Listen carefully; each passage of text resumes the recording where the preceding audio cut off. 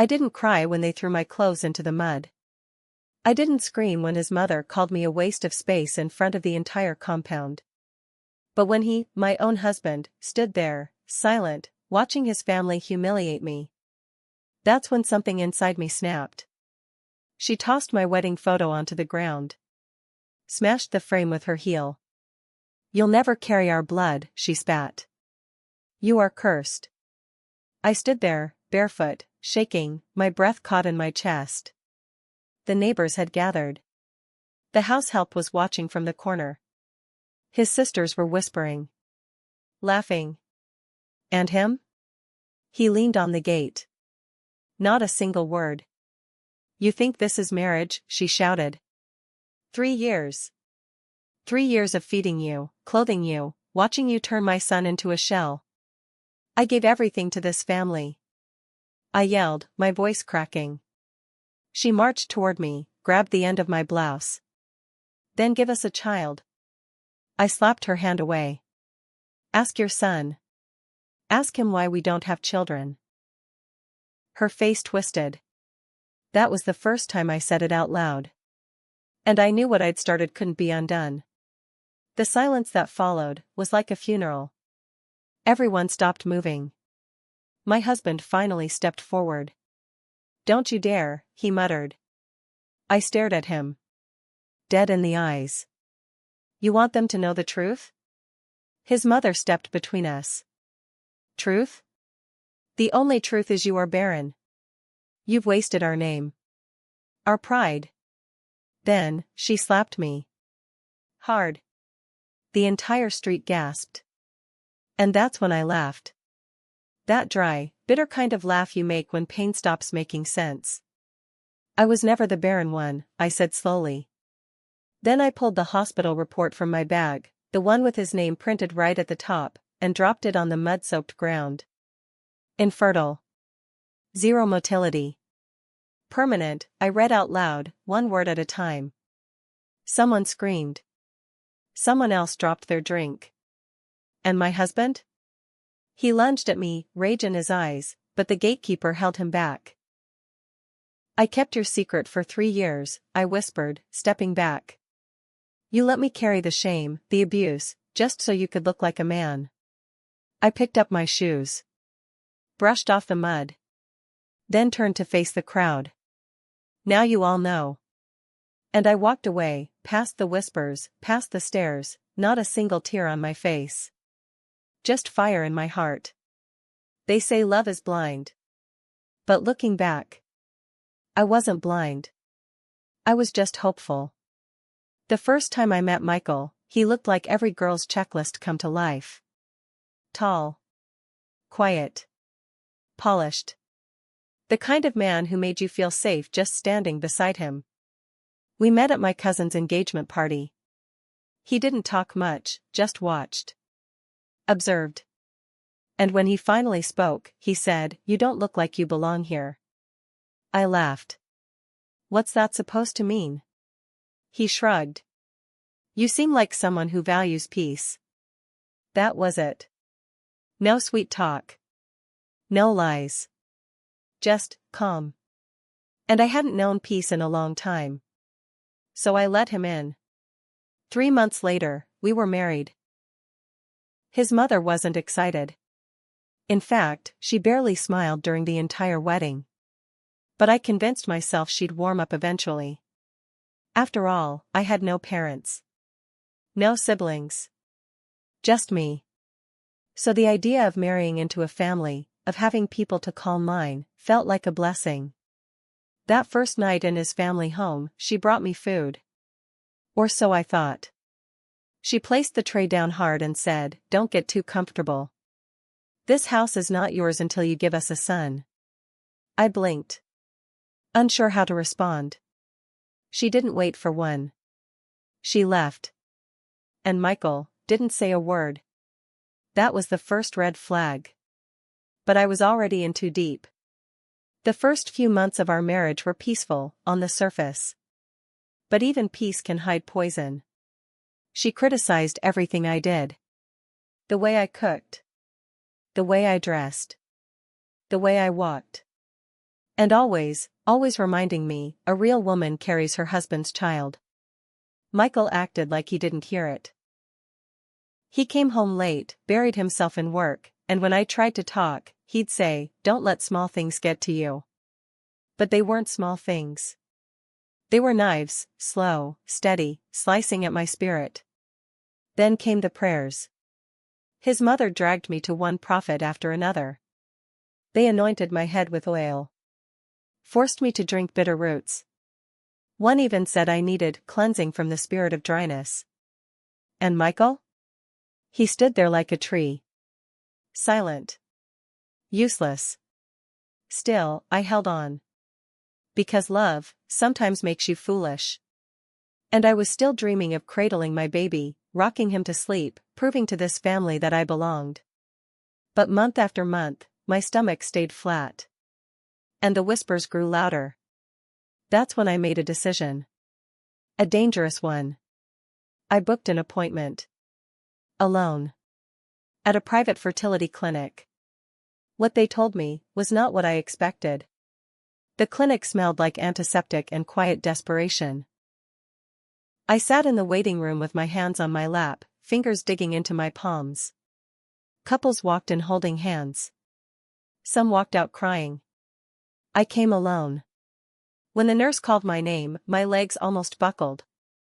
I followed her down a clean, white hallway and into a small consultation room. "Mrs. Adams," the doctor said, scanning my file. "You've been trying to conceive for how long?" "Almost 3 years," I said softly. He nodded. "And your husband?" "He didn't come." That pause he gave me said more than words ever could. But I was ready. Or at least I thought I was. They ran the tests. Blood work. Hormone panels. Scans. I came back 2 weeks later for the results. The doctor sat across from me, calm and neutral. "From everything we can see, there's nothing wrong with you." I stared at him. "Nothing?" He shook his head. "Your ovulation is regular. Your womb is healthy. Your hormone levels are normal." "Then why?" I whispered. He leaned forward. "We'd need to test your husband." My heart dropped. Because deep down, I already knew. That night, I waited for Michael to come home. Dinner was cold by the time he walked in. "I went to the doctor," I said. He didn't even sit. "Why?" "Because I needed to know." I needed to know why. He cut me off. "You think a test is going to fix anything?" I stood up.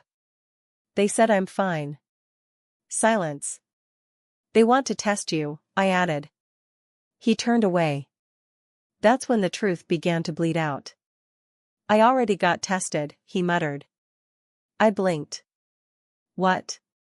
"2 years ago. With another doctor." I didn't want to say anything until. "Until what?" I snapped. "Until you let your mother destroy me? Until you let the world call me barren?" He clenched his jaw. "I was scared, okay? You don't know what it's like. You let me carry the shame," I shouted. "You let me cry myself to sleep. You let them pray over me like I was cursed." He finally looked at me. And that's when I knew. He was never going to tell me. I walked into our bedroom. Locked the door. And cried harder than I ever had in my life. Not because I couldn't have a baby.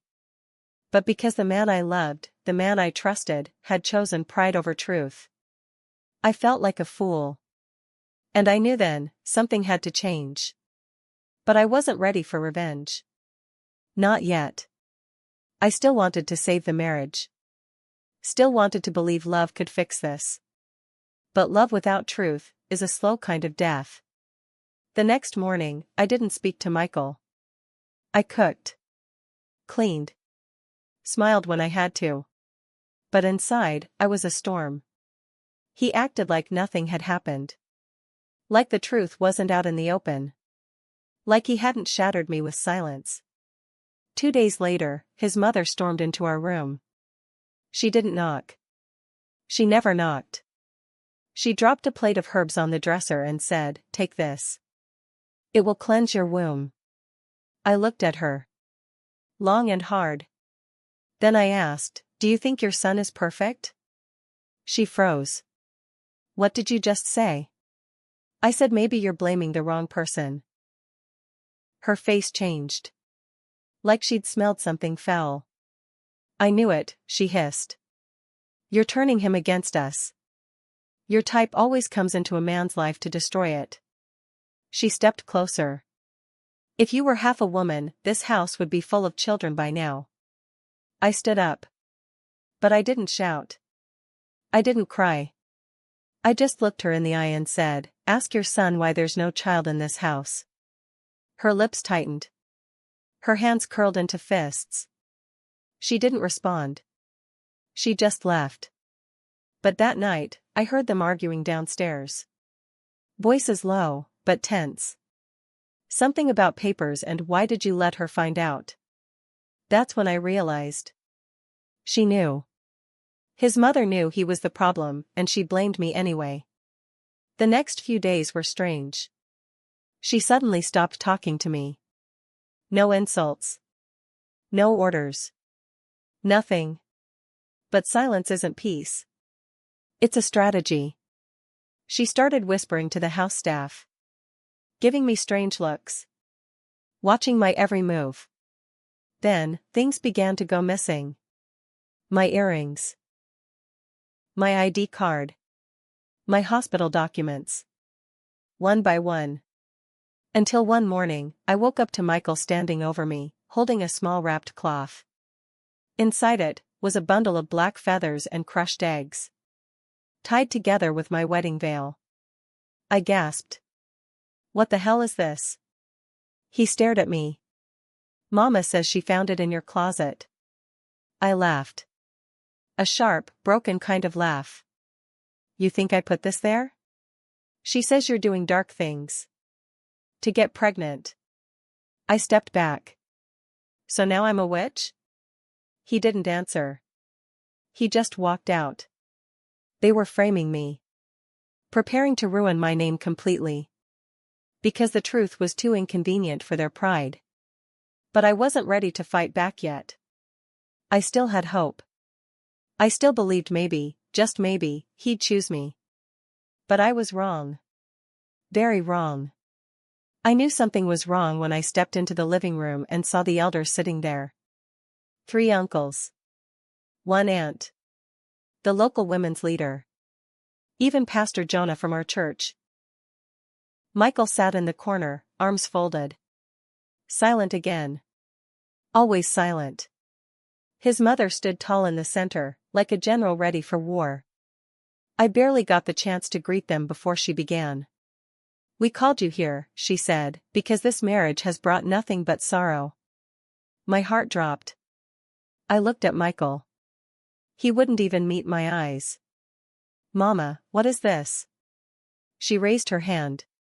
"Don't speak. Just listen." Then she turned to the crowd. "For 3 years, we've waited. We've prayed. We've spent money on doctors and spiritualists. All because she refuses to open her womb." Someone coughed awkwardly. Another shook their head in sympathy. "She hides things in the house," Mama continued. "She put charms in Michael's pillow. She cursed his food." I gasped. "That's a lie." But no one moved. No one defended me. Then she opened a bag. And pulled out my hospital file.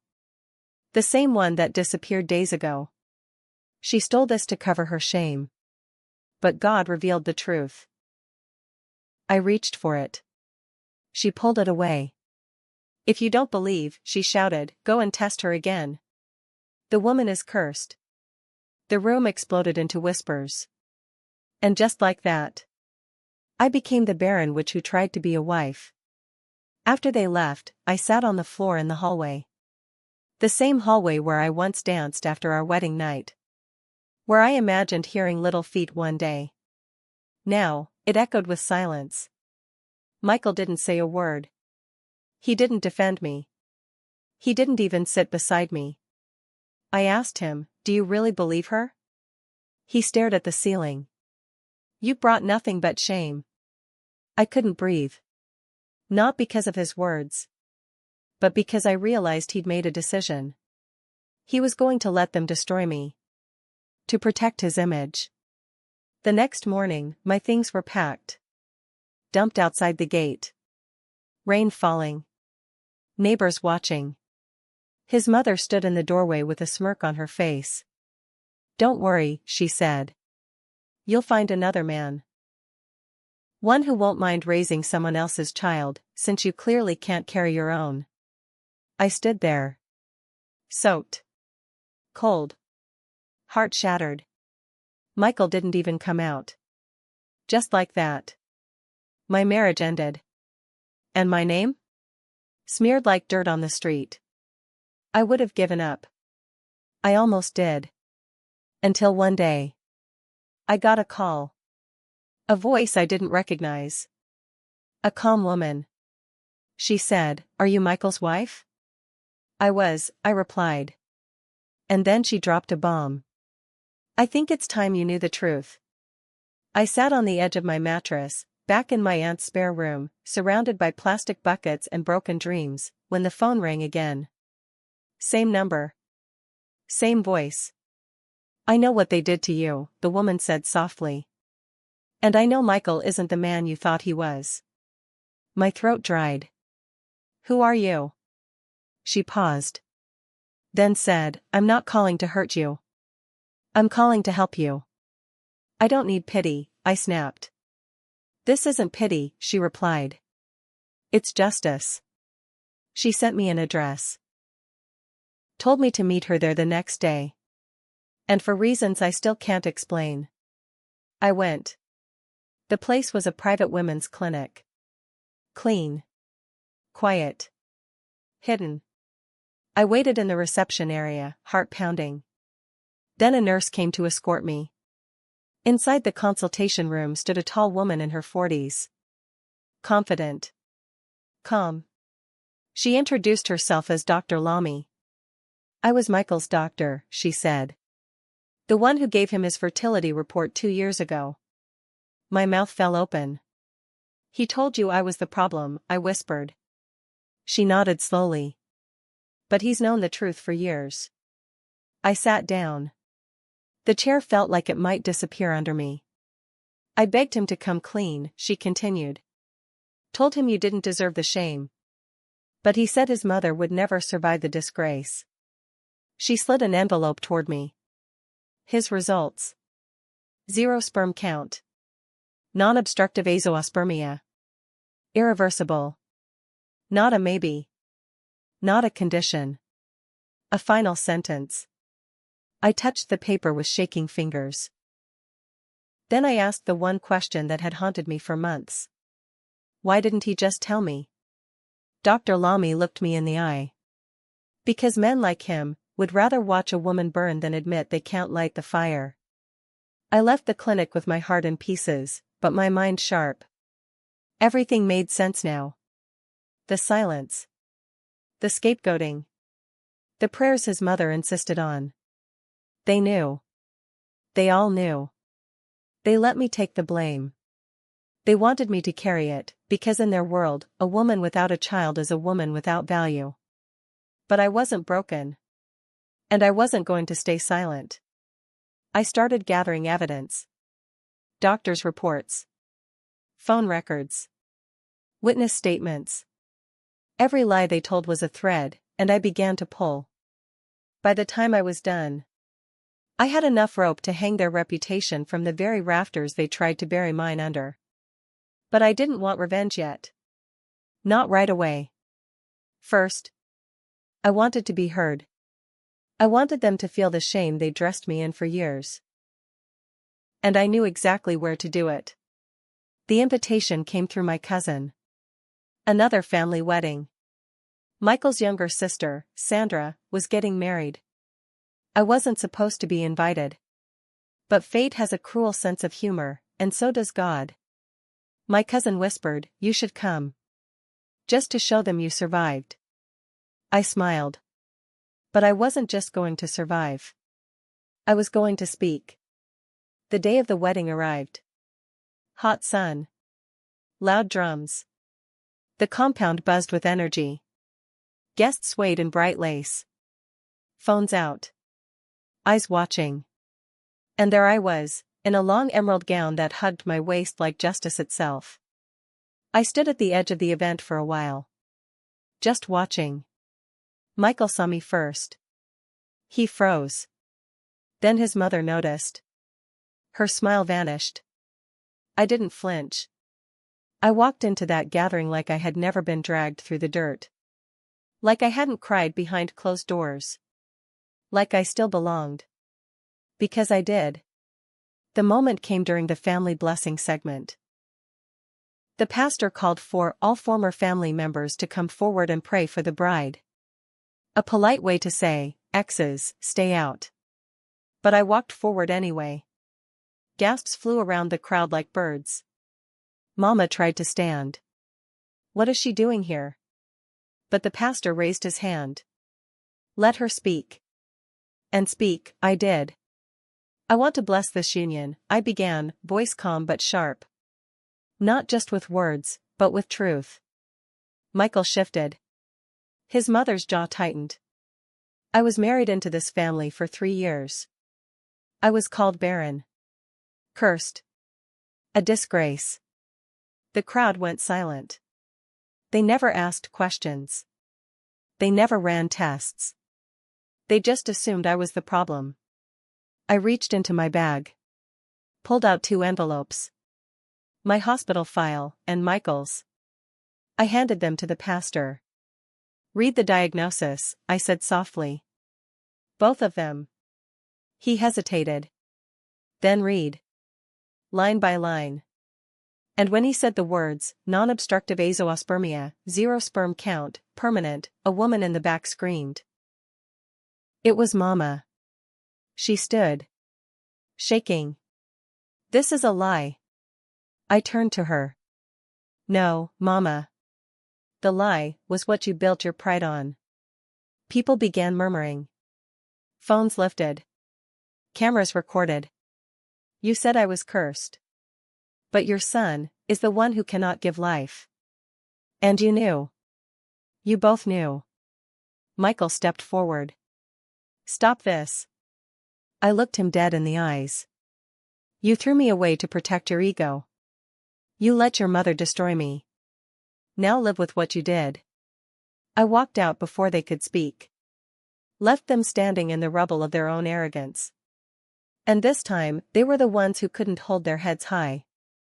By the next morning, my name was everywhere. Not in shame, this time in power. Clips of my speech from the wedding were all over social media. Voices that once whispered behind my back were suddenly speaking my truth out loud. She was right to speak. They treated her like trash and still expected her to stay silent. It's always the women who get blamed in this society. Michael's mother tried to fight it. She called the pastor. She called relatives. Claimed I forged the documents. But nobody believed her anymore. Because even her friends, the ones who used to gossip with her, had children who were struggling to conceive. And suddenly, they saw me in a different light. And her for what she really was. Michael showed up at my aunt's place 2 days later. He didn't knock. Just stood there. Hair messy. Eyes sunken. He said, I didn't know it would go this far. I stood in the doorway. Arms folded. You stood there and watched your mother drag me. 4 years. I was under pressure. No, I said, voice low but sharp. You were a coward. He looked down. Then said the one thing I'll never forget. Can we start over? I almost laughed. Start over? I repeated. After everything? I'm getting help. There are options now. IVF, donors. I cut him off. I didn't wait all these years just to be your second try. And I closed the door. The next morning, I got a visitor. A woman in a black SUV. Elegant. Graceful. She introduced herself as Mrs. Ease. She ran a foundation for women who'd been shamed, abandoned, or blamed for infertility, most of them, like me, discarded by families who worshipped grandchildren more than character. "I saw your video," she said. "And I want you." 2 weeks later, I was on a stage. A real one. Microphone in my hand, lights in my face, and over 200 women staring up at me, waiting for me to speak. I was terrified, until I remembered the pain. The loneliness. The humiliation. The way my wedding photo was crushed beneath my mother-in-law's heel like I was nothing. So I spoke. And the fear disappeared. I told them everything. How I was blamed. How I was tested. Shamed. Rejected. And how the man who said he loved me stood in silence as I was dragged. I didn't say his name. I didn't need to. By the end, half the room was crying. The other half was standing. They clapped like thunder. I had gone from discarded wife to someone whose story mattered. The next day, my phone didn't stop ringing. Radio shows. TV hosts. Podcasts. Women's groups. They wanted interviews. They wanted me.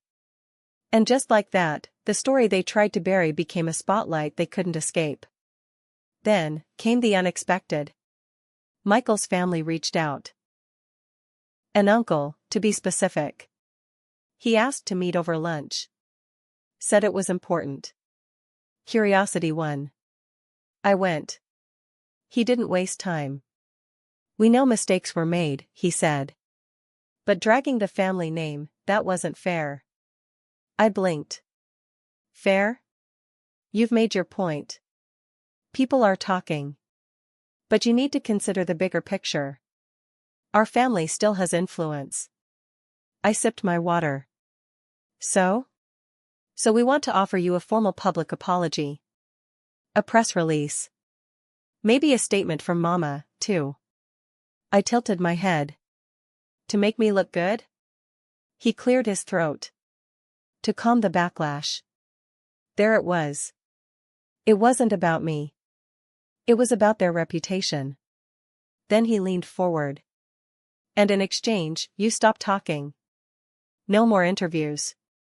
No more speeches. Let it die quietly. I laughed. Low. Deep. Bitter. You didn't care when I cried in silence. Now you care because I speak? "This is a respectable family," he said sharply. I stood up. "No," I said. "It's a fragile family, built on ego and lies." Then I walked out. You see, they didn't want peace. They wanted control. But they lost that the moment I picked up a microphone. I didn't plan to become a public figure.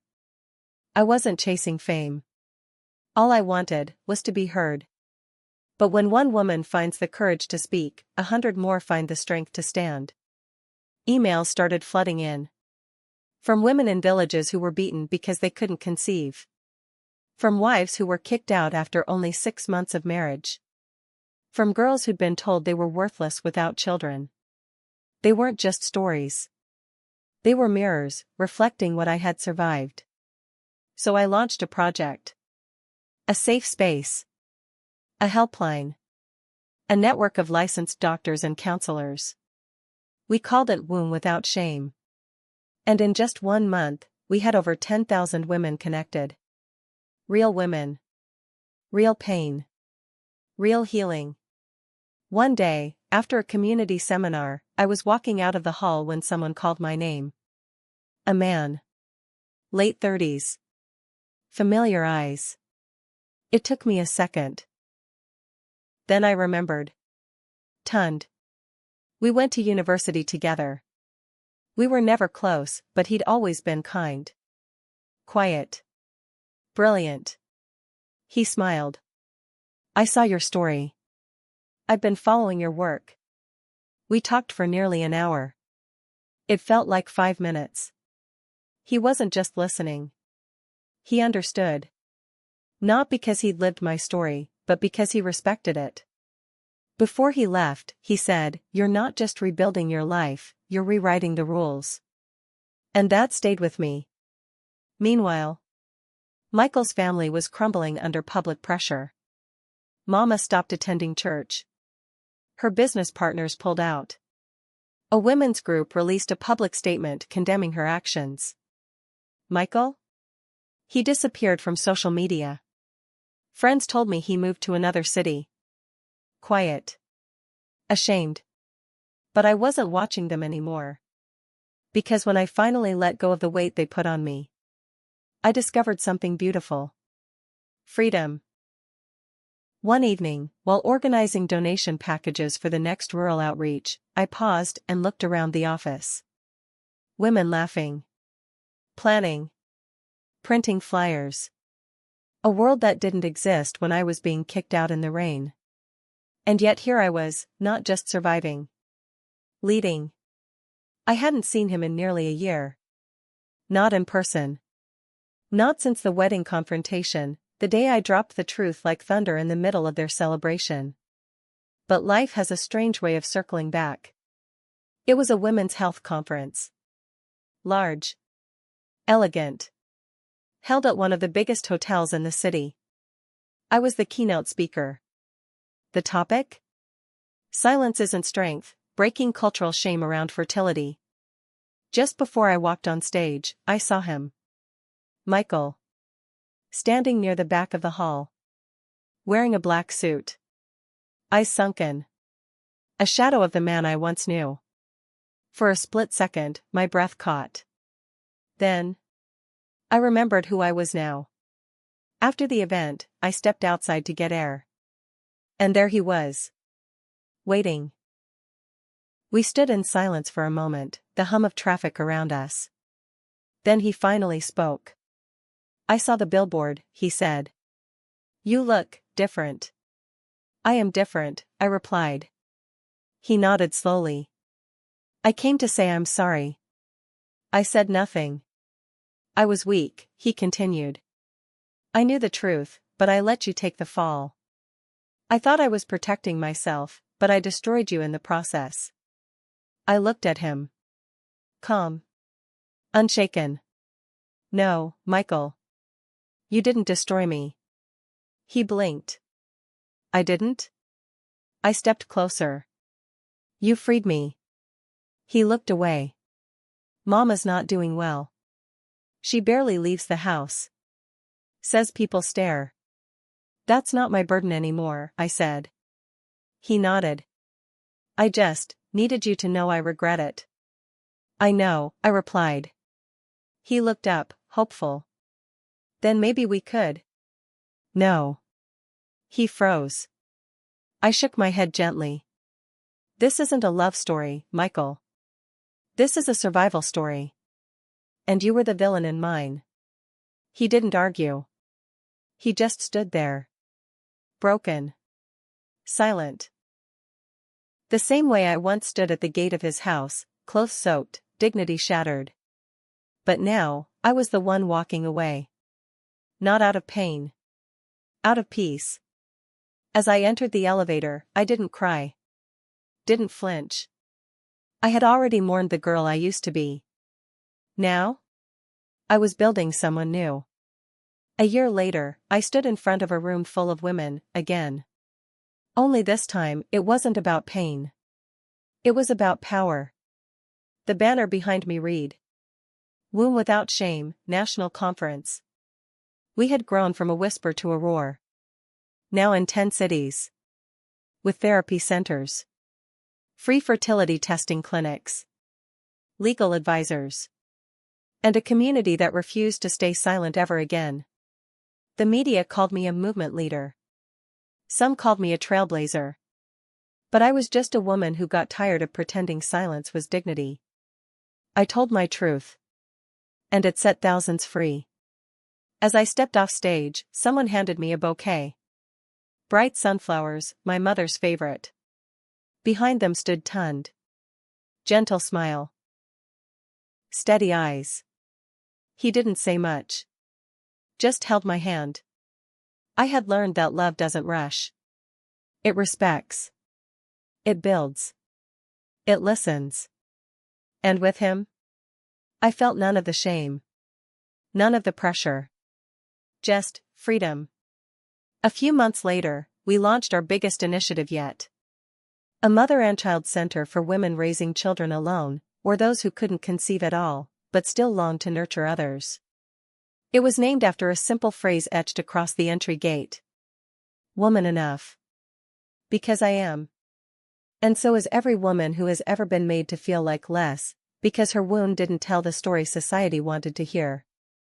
I lost a marriage. I lost my place in a house that never truly welcomed me. But in losing that, I found myself. And now?